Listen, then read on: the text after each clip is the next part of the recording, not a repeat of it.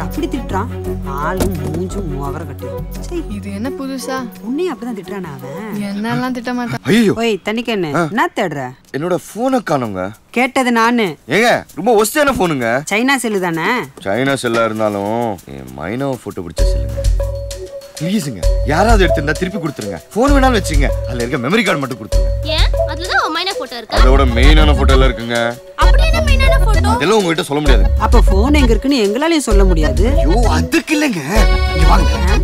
அட வாங்க.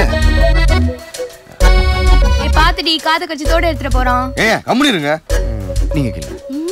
அடச்சி கருமு கருமு கருமு. அப்படி என்ன தாண்டி சொன்னா? ஏய் அவன் Dress இல்லாம குளிச்சத அவனே வீடியோ எடுத்து வச்சிருக்கான். கன்றாவி, இது வேற இனிமேல் வாட்ஸ்அப்ல சுத்தம். அத நம்மலாம் பார்த்துட்டு அவன் கற்புக்கு கலங்கம் ஆயிடும். ஏய் எத்தனை குத்துறதடி? நான் ஒரே வாட்டி பார்த்து தந்துறேன். வாய் முடி பக்கி. போன் எல்லாம் இல்ல. ஏங்க இங்க தாங்க எங்கயாவது இருக்கும். ப்ளீஸ் யாரா போன் இருந்தா கொடுங்களேன். என் நம்பருக்கு ஒரு போன் பண்ணி பார்க்கறேன். இல்ல டச் ஸ்கிரீனே இல்லங்க. ஏங்க உங்க போன் கொடுங்களேன். அட ஒரு போன் பண்ணி தரேங்க, தின்ன மாட்டேன். என்னாச்சு? ஒண்ணு இல்லங்க, சுவிட்ச் ஆஃப் வருது. தேங்க்ஸ்ங்க. போன் கொடு. சுவிட்ச் ஆஃபா? இருக்கட்டும், விட்டுக்குங்க. எங்க போகுதே? அப்படிங்களா? என்னடி பாமாட்ட நெறியறா? போட்டு போகலையே. இப்போ போகுது. இப்போ நீங்க பேட்டரி காலி போது விடுங்க. பரவாயில்ல, நாங்க சார்ஜ் போட்டுக்கிறோம். நான் ஏன் பேட்டரி சொன்னீங்க? நான் வந்துச்சுங்க. எப்போ வண்டில தாங்க விட்டேன். நான் போய் எடுத்துக்கிறேன். இல்ல நீங்க இல்ல, நான் கட் பண்ணிட்டேன். ஹலோ ஹலோ, ஒரு நிமிஷம். போன் எடுக்க சொல்றீங்க. போன் கட் ஓடுறீங்க. ஏய் தண்ணிக்கண்ணே நில்லு. ஹலோ. ஏய் தண்ணிக்கண்ணே நில்லு. நில்லு தண்ணிக்கண்ணே. ஏய் எக்ஸ்போர்ட் போறேன் பாட்டி உனக்கு கேட்டு. பஸ் எப்பவும் போன அங்கதான் வைப்பியா? ஒரு சேஃப்டிக்கு. சேஃப்டிக்கா? போன நெஞ்சு பக்கத்துல வச்சாலே ஆபத்துன்றா. நீ என்னடா அதுவும் சைனா பீஸ் அங்க வச்சிருக்கிற? ஏன் பாஸ்? சைனா பீஸ் சூடாச்சுன்னா வெடிச்சிடும், தெரியும்ல? பாத்துக்க, அப்புறம் யார்கிட்ட நம்பர் வாங்கி ரோஜன் நிலமா போயிடும். பாஸ் டேய் போன சொன்னேன்டா. ஹலோ, நான் தாங்க தக்ஷனா பேசுறேன். யாரு? உங்க லவ்வர் தக்ஷனாங்க. ஓ இவன் ஒருத்தன் அனுசப்பேன். சம்பாதிக்கிறதுல பாதியை குடிச்சியே அழிச்சிடுறேன், மீதியும் உனக்கு சோப்பும் சாம்பு வாங்குறதுக்கு சரியாயிருது. இந்த நாத்தம் முடிச்ச வேலையை விடியானா கேக்குறியா? விட்டுட்டு என்ன கலெக்டர் உத்தியோகத்துக்கு போக சொல்றியா? ஏய் இந்த நாத்தம் முடிச்ச வேலையை பார்த்து தான் 2 பொட்டை பிள்ளைய வளர்த்து எடுத்திருக்கேன். அதை விட மல்லிகை வாங்கி வச்சிருக்கேன். நிறுத்து. ரொமான்ஸ் பண்ணதுனால தானே அவளே வந்தா. ஏய் இவளே, சம்பளம் வாங்கி வந்தியா? குடுக்குறாங்க, மாசத்துக்கு 2 சம்பளம்.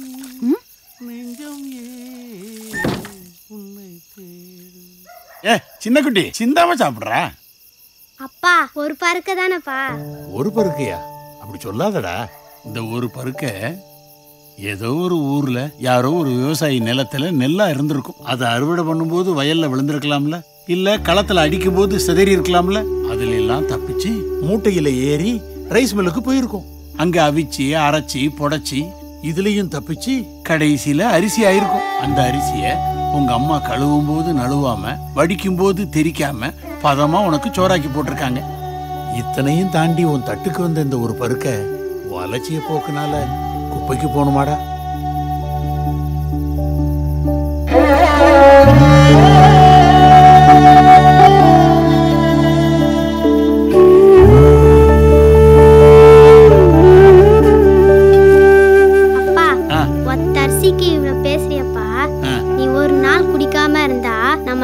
அரிசி வாங்கலாம். நான் என்ன மப்பு ஏறவாமா குடிக்கிறேன்? என் கப்பு போறதுக்காக குடிக்கிறேன். மப்பு ஏற குடிப்பவர்கள் மிருக ஜாதி, உடல் கப்பு போக குடிப்பு வந்தான் மனித ஜாதி. ஒருத்தர் சும்மா ஃபோன் பண்ணி டார்ச்சர் பண்றான். நான் கேளுப்பா. யாரா நீ? என்னடா வேணும் உனக்கு? உங்க அப்பா மாதிரி குரல் மாத்தி பேசினா நான் பயந்துருவேனா? அவ அப்பன் தான்டா பேசுறேன். மாமா எப்படி இருக்கீங்க? உனக்கெல்லாம் இப்ப தெரியாதுடா. நீ ஒரு பொண்ணை பெத்து 20 வருஷம் கஷ்டப்பட்டு வளர்த்து பாடுறா, அப்ப தெரியும். அது என்ன பொண்ணு பெத்தவங்க எல்லாம் இதே சொல்றீங்க? கஷ்டப்பட்டு வளர்த்தீங்கன்னா அது உங்க கடமை. அது 20 வயசு வரைக்கும் தான். அதுக்கு மேல 60-70 வருஷம் நாங்க தானே பாத்துக்கிறோம். ஆமா இல்ல, 60-70 வருஷம் நாம தான் பாத்துக்கிறோம். நீ சொல்றதும் கரெக்டான பாயிண்ட்பா. போட கொடுப்பா. அவன் அதட்டி கேளுனா அவன் சொல்றதுக்குலாம் ஆமா போட்டுனுக்குற. இந்த பேர் நீ இன்னைக்கு எனக்கு 32 தடவை ஃபோன் பண்ணிருக்க. நேரா போய் போலீஸ் ஸ்டேஷன்ல கம்ப்ளைண்ட் கொடுத்தேன்னு வை, அடுத்த நிமிஷமே நீ உள்ளதான். தேவையில்லாம ஃபோன் பண்ணாத, அவ்வளவுதான் சொல்லுவேன். சரி, என் மேல லவ்வே வராதான்னு சொன்னீங்க, அது ஏன் சொல்லுங்க. இனிமே ஃபோன் பண்ண மாட்டேன். உண்மையில இல்ல, எவன் மேலயும் எனக்கு லவ் வராது. அதையே காதல்ங்கிற வார்த்தையே எனக்கு பிடிக்காது. அது ஒரு பித்தலாட்டம், ஏமாத்து வேலை. அந்த வார்த்தையை கேட்டாலே முண்டோ. இன்னொரு வார்த்தை காதல் பத்தி தப்பா பேசுனேன். ஏடி தெரியும் உன காதல் பத்தி? நான்ல காதலுக்காக உயிரே கொடுப்பேன். உன்ன மாதிரி ஒரு ஜடத்தை போய் லவ் பண்ணேன் பாரு. Wait for.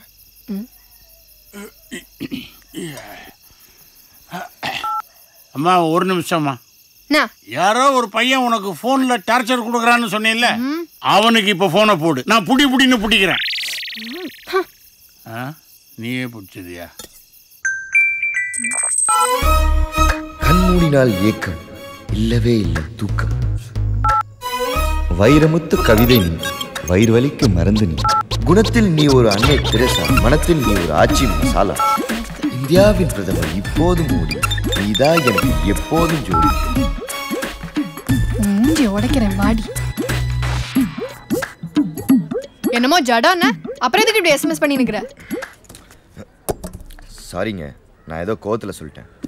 அப்புறம் நல்லா உட்காந்து யோசிச்சு பார்த்ததுல உங்களை மாதிரி காதலே பிடிக்காத ஒரு பொண்ணை காதல் பண்ண வச்சு கல்யாணம் பண்ணிக்கிறதா காதலுக்கு நான் செய்யற மரியாதை தோணுச்சு. அதான். நீ காதலுக்கு மரியாதை கொடுப்பியோ மண்ணள்ளி போடுவியோ அதுவும் பிரச்சனை.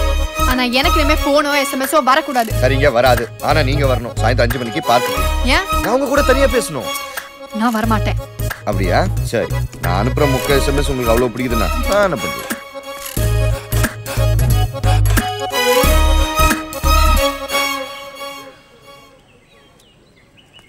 என்னங்க வந்து ரொம்ப நேரம் ஆச்சுங்களா? வாங்களே அப்படி உட்காந்து பேசுவோம். நான் உட்காரத்துக்கு வரல, இனிமே பின்னாடி சுத்தாதேன்னு சொல்லிட்டு போலாம் தான் வந்தேன். என்ன தொந்தரவு பண்ணாது. எக்ஸ்போர்ட்ல எல்லாரும் என்ன தப்பா நினைக்கிறாங்க. நீங்க தப்பு பண்றீங்க, அதான் தப்பா நினைக்கிறாங்க. நான் என்ன தப்பு பண்ணேன்? இவ்வளவு அழகா இருந்துட்டு என் மனசு கொள்றீங்களே. அது எப்படிங்க வர சிரிப்பையும் வெக்கத்தையும் அடக்கி வச்சுட்டு மூஞ்சி இஞ்சி தின்னா மாதிரி வச்சிருக்கீங்க? என் மூஞ்சியே அப்படிதான். ஏங்க சாரிங்க எனக்கு இதுவும் ஒரு பழக்கம். மனசுல பட்டது தப்புன்னு சொல்லிடுவேன். எனக்கு கூட பாருங்க, உங்களை பார்த்தேன்னா மனசு பிடிச்சிருச்சு வந்து பட்டுன்னு சொன்னேன்ல. உனக்கு பெண்ணதான் வேணும். லவ்வே பிடிக்காது வராதுன்றீங்களே, அது ஏன்? சொன்னா என் பின்னாடி சுத்துறத நிறுத்துறிவியா? சொல்லுங்க. அப்போ நான் +2 படிச்சுட்டு இருந்தேன். நான் தான் எங்கள் கிளாஸ் லீடர். எங்கள் ஸ்கூலுக்கு புதுசாக ஒரு பையன் வந்தான். நான் எங்கே போனாலும் என் பின்னாடியே வருவான். அவன் தொந்தரவை தாங்க முடியாமல் ஒரு நாள் அவன்கிட்ட கோபமாக தேவையில்லாமல் தொந்தரவு பண்ண ஹெச்எம் கிட்ட சொல்லிடுவேன். அதுக்கப்புறமும் அவன் தினம் ஏதாவது கொடுத்துக்கிட்டே இருந்தான். ஆனால் கம்ப்ளைண்ட் பண்ண அவன் படிப்பு கெட்டு போயிருந்தேன்னு நானும் அதை ஹெச்எம் கிட்ட சொல்லலை. ஏன்னே தெரில, கொஞ்ச நாளுக்கு அப்புறம் அவன் என்னை பார்க்குறதையும் என்கிட்ட பேசுறதையும் நிறுத்திக்கிட்டான். எனக்கும் அவன் மேலே விருப்பம் இருக்குங்கிறத அப்போ தான் நான் புரிஞ்சுக்கிட்டேன். ஹெச்எம் கிட்ட சொல்ல மாட்டேன், வாங்கிக்க. நீ என் பின்னாடி சுற்றின மாதிரி நானும் அவன் பின்னாடி சுற்றணும்னு எதிர்பார்க்குறியா? இல்லையே. அப்புறம் ஏன் என்ன அவாய்ட் பண்ணுற? ஏன்னா உங்கள் அப்பா சாக்கடல்றாரு. அதனால் என்ன? போயும் ஒரு சாக்கடல் பொண்ணியை லவ் பண்ணுறேன்னு என் ஃப்ரெண்ட்ஸில் எனக்கு கிண்டல் பண்ணுறானுங்க.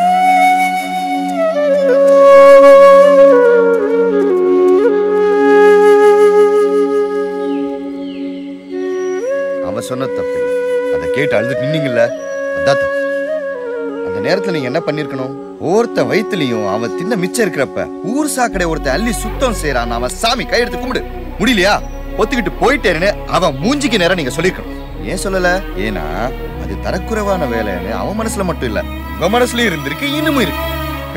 அதனாலதான் அதை காரணமா வச்சுக்கிட்டு இந்த பாவப்பட்ட காதல மூட்டை கட்டி மூளையில போட்டீங்க. சரி விடுங்க, இப்போ நம்மள ஒரு சைட்டோம்ல. ஆமாங்க, இத்தனை நாள் உங்க லவ் தான் பிடிக்காம இருந்துச்சு. நான் கொடுத்த விளக்கத்துல உங்க லவ்வும் பிடிச்சிருச்சு. நான் அதுக்கு முன்னாடியே பிடிக்கும் அப்படின்னா நம்ம என்ன பகல் கனவா? நல்லா கனவு காணு, அது உன் இஷ்டம். ஆனா உன் கனவுல ஏன் வரலன்னு என்ன வந்து கேட்காது. அப்ப யார்கிட்ட கேட்குறது?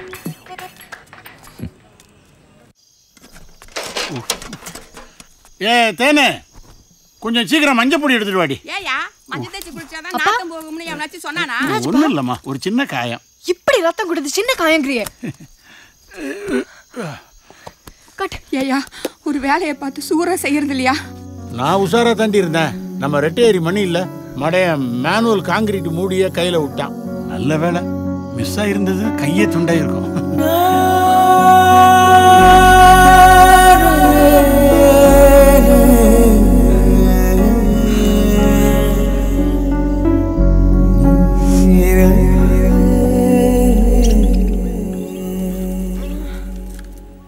ஏ ஃபோன் எடுத்தியாடி? இல்லக்கா. ஏம்மா என் ஃபோனை பாத்தியா? இல்லையே. டேய் நான் தான் குறா இப்ப பார். டேய் நான் என் ஃபோன் எடுத்தியாடா? அதுதான் போனால என்ன திட்னா அல்லேந்து ஃபோனை தட்டுனா இல்ல அப்ப என்ன ஏன் கேக்குற? என்னம்மா இப்படி பண்றீங்களேம்மா? போங்கம்மா போயிட்டே ஏப்பா உன் ஃபோன் கொடு. டேய் கோலி இந்த ஐயோ ஏன்டா அதெல்லாம் போற? டேய் நில்றா. நான் ஏன்டா நில்லுற? முச்சு வருதுனா வீட்டுக்கு போணும். எடுறா ஃபோனை. ஏன்டா ஃபோன்? எடுறா அண்ணா. என்னடா அது? போடா.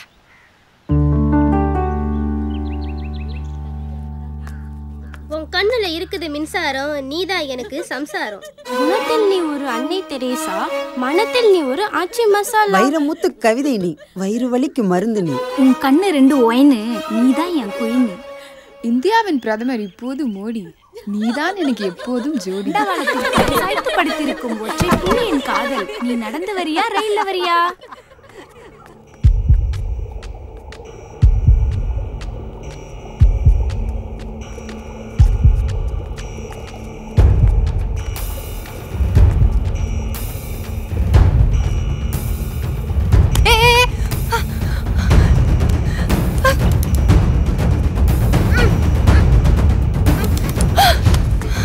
ஓடி இதையும் போய் சொல்லு.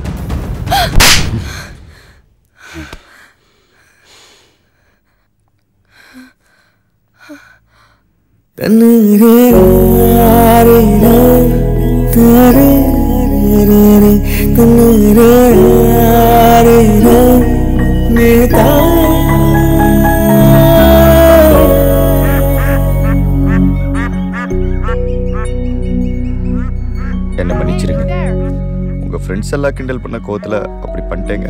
என்ன நினைச்சா எனக்கே மேல வெறுப்பா இருக்குங்க. இப்படி எல்லாம் சொல்லுவேன்னு நினைச்சீங்களா? உங்களை பார்த்தா அடுத்த நிமிஷமே கிஸ் அடிக்கணும் தான் தோணிச்சு தெரியுமா? சமயம் கடிச்சதை அடிச்சிட்டேன். கட்டிய போற பொண்ணுக்கு முத்தம் கொடுக்கல என்னங்க தப்பு? நீங்களே சொல்லுங்க. Hi bro. Hey, I'm Christopher from France. What's your name? I'm Dakshina. Nice to meet you. இருந்துட்டு போட்டோம். Can you take a picture of us? எப்படி வாங்க. Yeah. சரிங்க. So sweet of you. Very nice. Thank you very much. Okay. No. No other பொம்பளை கட்டி பிடிச்சிங். Only lovers. No other. Is she your lover? Lovers. Oh, so beautiful. What's her name? Veni.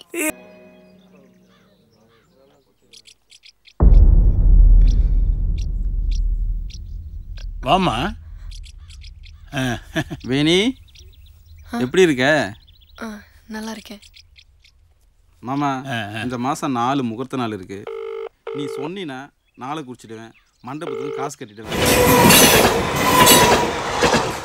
தம்பி, இவ அண்ணன் பையனுக்கு தான் வேணியை பேசியிருந்தோம். ஆனால் அவள் உங்களை விரும்புகிறேன்றா. நானும் என் பொண்ணுக்கு வசதியான வாழ்க்கையை அமைச்சு தரணுங்கிறத விட அவள் விரும்புகிற வாழ்க்கையை அமைச்சு தரத்தான் நினைப்பேன். ஆனால் அந்த வாழ்க்கை பிரச்சனை இல்லாததாகவும் இருக்கணும்ல. என்னங்க சொல்கிறீங்க? நான் ஒன்று கேள்விப்பட்டேன் தம்பி. இது நீங்களும் உங்கள் அண்ணியும் 2-3 வருஷமாக ஒரே வீட்டில் வாழ்கிறீங்களாமே. ஆமாம். அதுக்கு என்ன இப்போ? தம்பி உங்களையோ உங்க அண்ணியையோ நான் சந்தேகப்படலை. ஆனால் ஊர் உலகம் தப்பா பேசுதுன்னு தான் சொல்ல வர்றேன். ஊர் உலகத்தை பற்றி எனக்கு கவலை இல்லைங்க. ஆனால் எனக்கு இருக்குப்பா. இந்த ஊர் பேசுறதை பற்றி கவலைப்படாமல் இருக்கிறதுக்கு நான் ஒன்றும் பெரிய புரட்சிக்காரனும் இல்லை, பணக்காரனும் இல்லை. உழைச்சே சம்பாதிச்சாலும் பிச்சைக்காரனுக்கு கீழே வச்சு இந்த ஊர் பார்க்குற சாதாரண ட்ரைனேஜ் ஆளு. எங்கே அப்படி சுற்றி வளர்க்குறீங்க? உங்களுக்கும் என் மேலே சந்தேகம். அதனால உங்கள் பொண்ணு என்னை கட்டித்தர மாட்டீங்க, அப்படிதானே? ஆமாம், அப்படித்தான் வச்சுக்கேன்ப்பா. அதுக்கு என்ன இப்போ? சும்மா ஒரே வீட்டில் வாழ்ந்தேன், சுத்தமாக தான் இருந்தேன்னு சினிமா மாதிரி கதை சொல்லுவேன். அதை நம்பி பொண்ணு கொடுக்கணுமா? வேண்டாங்க. நீங்கள் என்னை நம்பவும் வேண்டாம், உங்கள் பொண்ணு என்னை கட்டித்தரவும் வேண்டாம்.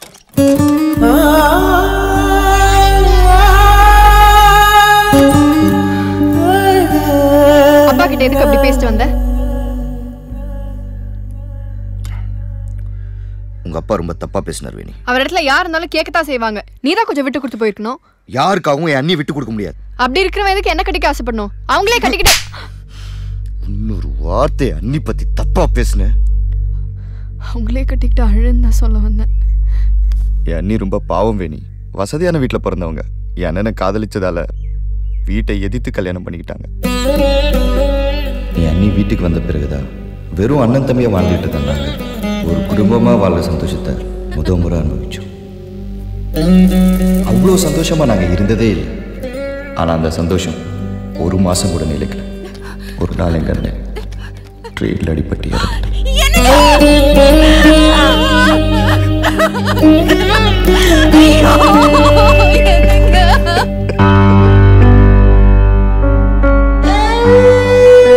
வீட்டில் இருந்தா வருத்தப்பட்டுக்கிட்டே இருப்பாங்கன்னு நான் அண்ணியை வேலைக்கு போக சொன்னேன். அவங்களும் அதுலேருந்து விடுபட ஆரம்பிச்சாங்கன்னு சந்தோஷப்பட்டேன். அப்பதான் நான் தர்ஷனா அண்ணன் போனதுக்கு அப்புறமா அண்ணியை அமுச்சு வைக்க மனசு வரல போல இருக்குது. எப்படா கல்யாணம்? அவனுக்கு எதிரா கல்யாணம்? அவன் தான் அவன் அண்ணியோட செட்டில் ஆயிட்டானே. இன்னும் ஏதாவது பேசுனேன் மூஞ்ச கூட. ஏய் எதிரா கோபப்படுற? ஒரே வீட்டுல கொடுத்த நடத்துறீங்க, உங்களுக்குள்ள வந்திருக்க என்ன நிச்சயம்?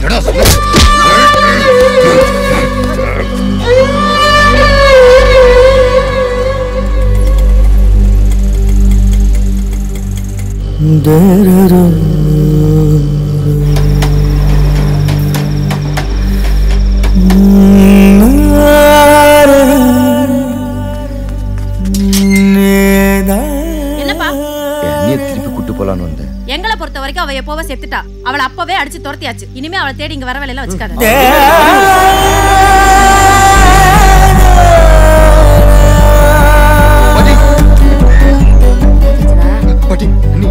நீதான காலையில கூட்டிக்கிட்டு போன?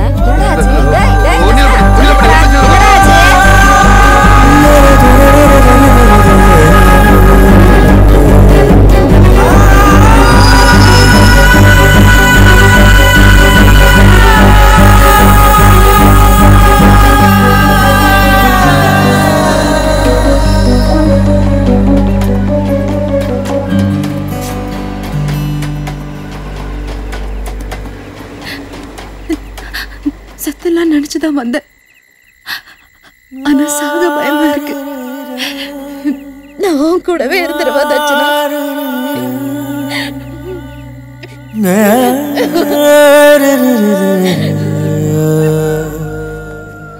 போய் விடுற மாதிரி விட்டு திரும்பவும் கூட்டின்னு வந்துட்டான் போல. அண்ணி இல்லாம அவனால ஒரு நாள் கூட இருக்க முடியாதா? டேய் உன் அப்பா செத்துட்டா உங்க அம்மா வீட்டை விட்டு வெளியே அனுப்பிச்சிடுவியா?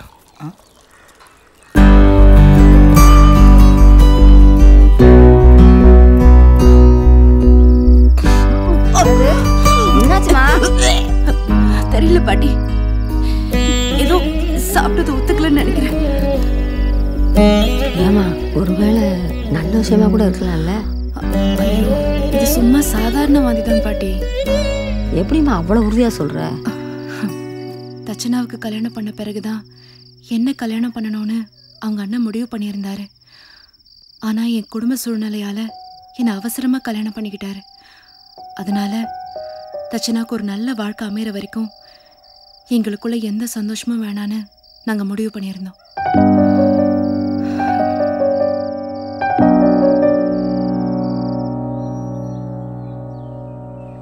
இப்ப சொல்லுவேடி, யாருக்காகவும் என் அண்ணியை விட்டு கொடுக்க மாட்டேன்னு நான் சொன்ன தப்பா?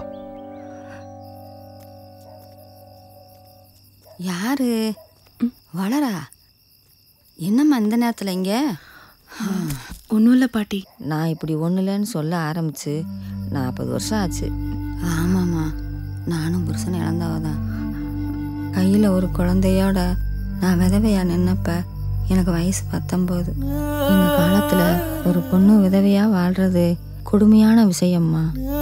பொட்டு வைக்கக்கூடாது, பூ வைக்கக்கூடாது, பொது இடத்துக்கு போகக்கூடாதுன்னு சொல்லி 19 வயசு வரை சந்தோஷமாக வாழ்ந்த ஒரு பொண்ணை திடீர்னு ஒரே நாளில் ஜடமாக மாறணும்னு அந்த உலகம் எதிர்பார்த்துச்சு. அது என்னால் முடியலம்மா.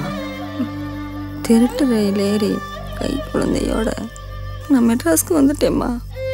60 வயசு ஆனாலும் ஒரு ஆம்பளைக்கு பொம்பளை தோணை தேவைன்னு நினச்சா எங்கள் காலத்தில் ஒரு பொம்பளை மட்டும் தனியாக வாழ்ந்துடுவான்னு அவங்களாவே முடிவு பண்ணிட்டாங்க.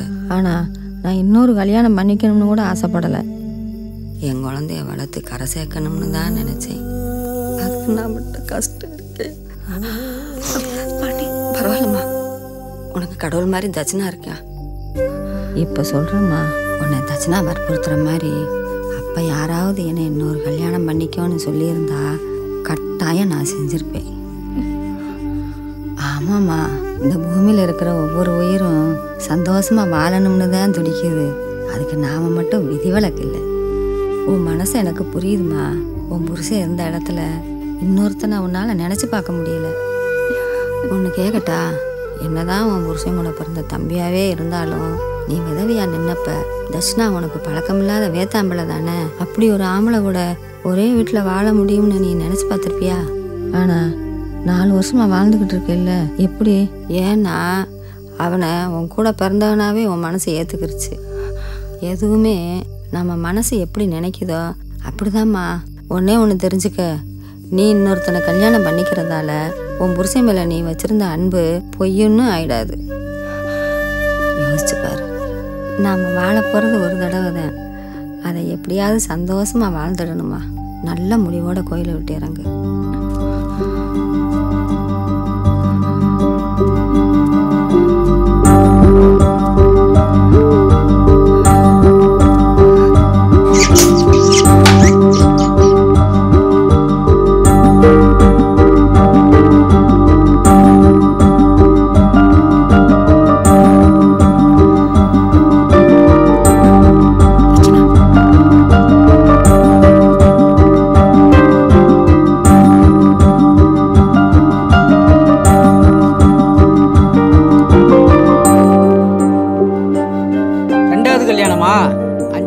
ஒரு வாட்டி எதனா ஒண்ணு அமையும், பார்க்கலாம். பையனுக்கு பல்சர் பைக்கு 20 பவுன் நகை போட்டணும். இதுக்கு சம்மதம்னா சொல்லுங்க, மேற்கொண்டு பேசலாம். இவ்வளவு பணம் காசு இருந்தும் வீட்டுல விளக்கேத்த ஒரு பொண்ணு இல்ல தம்பி. அது ஒண்ணுதான் தம்பி குறை. இது வரைக்கும் குழந்தை எதுவும் இல்லை, அதுக்காக தான் இன்னொரு கல்யாணம். 2 பேரும் ஒரே வீட்டுல இருக்கீங்களா? இது சரிப்படாது. கிளம்பு. குடும்பம் நடத்ததான் பொண்ணு கேட்டேன். யார் மேல கை வைக்கிற? வெளியே போடா, வெளியே போடானா போடா. பிரதர், ஆட்டோவில் ஒரு பொண்ணு தனியாக வந்தாலே தப்பாக பார்க்குற உலகம் இது. நீங்கள் வேற ஒரே வீட்டில் வாழ்கிறேங்கிறீங்க. பேசத்தான் செய்வானுங்க. இவங்கள சொல்லி தப்பு இல்லை. பெத்தவளையும் கூட பிறந்தவளையும் தவிர மற்ற எல்லா பொம்பளை வரவங்களையும் கிண்டலுக்காக தப்பாக பேசலான்னு முதல்ல ஒருத்தன் நினச்சிருப்பான்ல, அவனை செருப்பால் அடிச்சிருந்தா இவனுங்க இப்படி பேச மாட்டானுங்க. அக்கா தங்கச்சி கூட ஒரே வீட்டில் இருக்கலாம், அண்ணி கூட இருக்கக்கூடாதா? நீங்கள் மனசு விட்டுறாதீங்க. இதை புரிஞ்சுக்கிற ஒருத்தன் எங்கேயாவது இருப்பான்.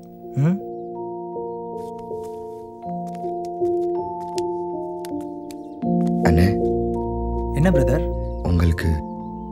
பிரதர், நீங்கள் என்ன கேட்க வரீங்கன்னு எனக்கு புரியுது. சாரி, என்னால் முடியாது. சேச்சே, நானும் அதுக்காக தான் சொல்கிறேன்னு நினைக்காதீங்க. உண்மையை சொல்லணுன்னா நான் கொஞ்சம் கடனில் இருக்கேன். எவ்வளோ கடன்? அது உங்களுக்கு தேவையில்லாத விஷயம். நான் கடன்காரன் தான், கையால் ஆகாதவன் கிடையாது. வேலை இருக்குது. வரேன் பிரதர். தம்பி, என் புள்ள ஏதாவது கோபமா பேசியிருந்தா தப்பா நினைச்சுக்காதப்பா. ஐயோ பரவாயில்லம்மா, அதெல்லாம் ஒண்ணு. சொந்தமா ஆட்டோ ஓட்டி நல்லா சம்பாரிச்சு நின்ற புள்ளதான் இப்போ கடனாளி ஆயிட்டான்ப்பா. ஏமா? என்னாலதான்ப்பா. 2 வருஷத்துக்கு முன்னாடி எனக்கு மாறு புத்துநோய் வந்து ரொம்ப முடியாம போயிட்டேன். என் பிள்ளை ஆட்டோவை வித்து அங்க இங்கன்னு 5 லட்சம் ரூபாய் கடன் வாங்கி என் உசுரை காப்பாத்தினான். ஆனா இப்போ அதே ஆட்டோவை வாடகைக்கு வாங்கி ஓட்டி மாசம் வட்டி கட்டிட்டு இருக்கான்பா. கேட்க தயக்கமா தான் இருக்கு. எப்படியாவது என் பிள்ளைகிட்ட பேசி சம்மதிக்க வைக்கிறேன். உன்னால அவ்வளவு பணத்துக்கு ஏற்பாடு பண்ண முடியுமா? தெரியலம்மா, ஆனா முயற்சி பண்றேன். எனக்கு முயற்சி பண்ண முடியும்? ஏண்டா 5 லட்சம் ரூபாய் உனக்கு அவ்வளவு அசால்ட்டா போச்சா? மாப்பிள்ளை பிளைனா ஓட்டுறான், ஆட்டோ தானே ஓட்டுறான். பல நாள் பழகினவங்களே என்னையும் அண்ணியும் தப்பா பேசும்போது பழகுனா 10 நிமிஷத்துல எங்களை புரிஞ்சுக்கிட்டாருனே. இப்படி ஒரு நல்லவருக்கு என் அண்ணியை கட்டித்தரணும்னு நினைக்கிற தப்பானே? தப்புன்னு சொல்லலடா, உன் நிலைமை புரிஞ்சுக்கணும் தான் சொல்றேன். சொந்தமா தொழில் பண்ணி சம்பாதிக்கிற எனக்கே மாச கடைசியில் ஒரு 1000 ரூபாய் கையில நிக்க மாட்டேங்குது. என்கிட்ட சம்பளம் வாங்குற உனக்கு என்னடா மிஞ்சம்? ஒண்ணுமில்லாதவனை நம்பி எவனும் 1 ரூபாயோட கடன் கொடுக்க மாட்டான். அப்புறம் பணத்துக்கு என்ன பண்ணுவ? திருடுவியா? திருடணும்னு முடிவு பண்ணிட்டா 5 லட்சம் ரூபாய் சின்ன பணம் தான். ரோட்டில் போற பொம்பளைகிட்ட 10 பவுன் சங்கிலி 2 எடுத்தா போதும். ஆனா தப்பு பண்ண தைரியம் இல்லாத உன்ன மாதிரி ஆளுக்கு அது போகாத ஊருக்கு வழி. அதுல போய் உன் வாழ்க்கையை கெடுத்துக்காம உன் நிலைமைக்கத்தை வேற மாப்பிள்ளைய உங்க அன்னைக்கு தேர்ற வழியை பாடுறான்.